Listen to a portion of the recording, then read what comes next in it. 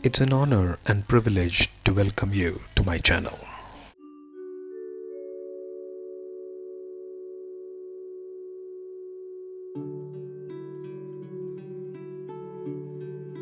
We are in section Virtue, chapter 4, the assertion of the strength of virtue, couplet 31. One who leads a virtuous life, greatness and prosperity is inevitable. The poet declares for anyone to achieve greatness and prosperity, which is stable and solid, the path of virtuous living is the answer. Life of virtue yields material prosperity and also pushes one towards the greatest of achievements of human birth, which is liberation.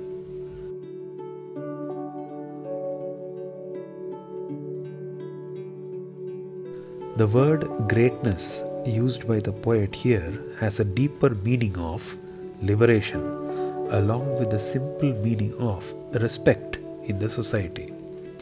Virtue is like an escalator. When one steps on the first step, it moves one towards the goal slowly but surely.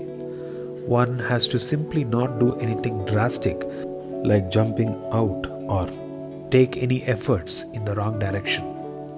The act of being or living a life of virtue shown by the ascetics is more than enough to move towards greatness or liberation or become one with nature over time. One would gain enough prosperity for a comfortable living when one sticks to a virtuous life. We can deduce that when one fails to live a virtuous life, the person would be unstable in material wealths. One might amass great fortune at a time and may lose all the wealth when one does not have ethical behavior. When there is no stability in material wealth, there is less chance for one to pursue paths of liberation. When the stomach is empty or the mind is troubled because of wrong deeds, path to greatness of liberation would require more time.